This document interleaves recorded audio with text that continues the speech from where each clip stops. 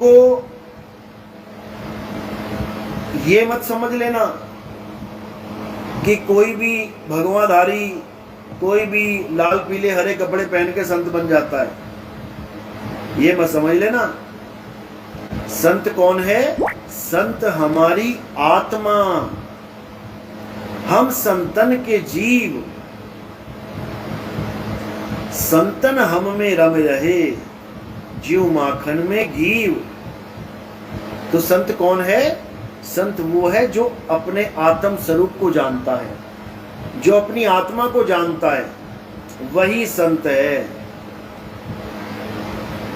और वो तुम्हें तुम्हारी आत्मा का ज्ञान समझाएगा।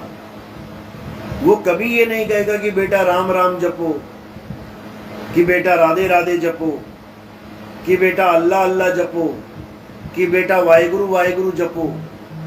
वो कभी नहीं बोलेगा, कभी भी नहीं। समझ लो, वो क्या बोलेगा कि तुम अपने स्वरूप को जानो।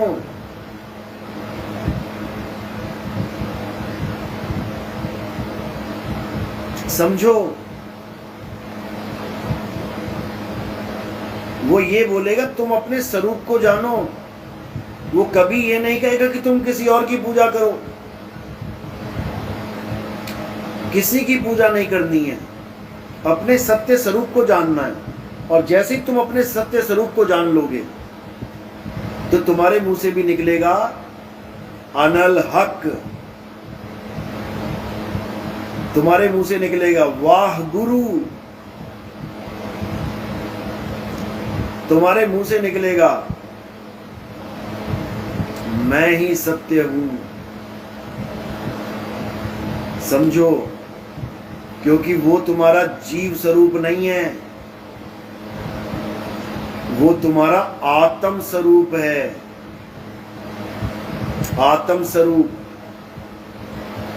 समझ लो। आत्म स्वरूप जिसके लिए बोला संतों ने, आत्मा सो परमात्मा। यानी जब तुम अपने जीव स्वरूप को, यानी नकली स्वरूप को, तुम ब्रह्म स्वरूप को, यानी नकली स्वरूप को त्याग के आगे बढ़ोगे, तब तुम्हें पता लगेगा कि तुम्हारा असली स्वरूप क्या है।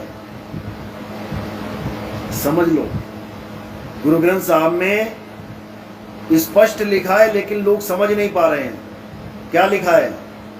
आत्म देव पूजिए, गुरु के सहज सुभाए।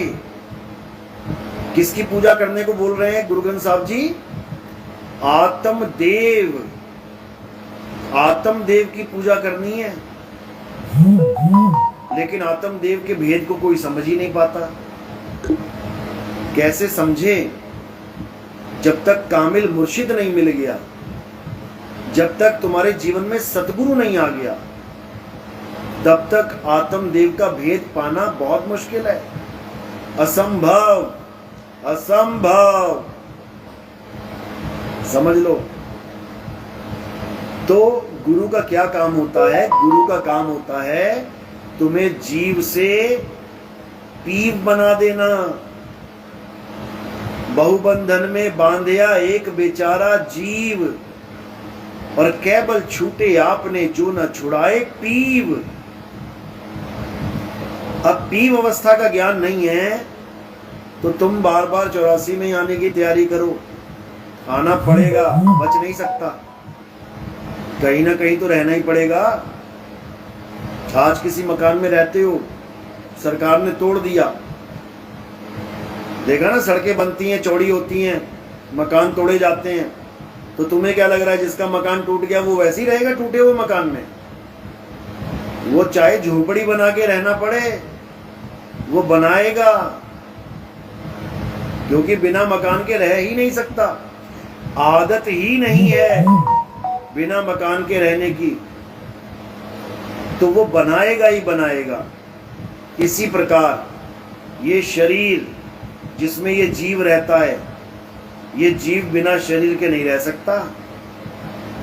ये अगला शरीर बनाएगा ही बनाएगा, 101%।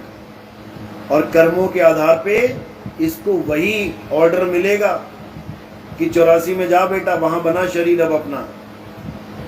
समझ लो। अरे ये रेंट की मकान है अजय सिंह, ये तुम्हारा असली मकान नहीं है, रेंट की मकान है ये। रेंट के मकानों में तो धक्के खा रहे हैं सारे। इसलिए तो कह रहे हैं कि सोई गुरु पूरा कहावे, 2 अक्षर का भेद बतावे, एक छुड़ावे एक लखावे, तब प्राणी निज घर को जावे। निज घर का मतलब है अब रेंट का घर नहीं चाहिए, अब असली घर चाहिए अपना वाला। तो वो तभी मिलता है भाई जब हम अपने असली घर की तरफ चलेंगे। हमने इसी दुनिया को असली मान लिया, अपने मालिक की मान ली। हमने इस 3 लोक रूपी जेल को अपने मालिक का घर मान लिया, तो कैसे बात बनेगी? नहीं बनेगी।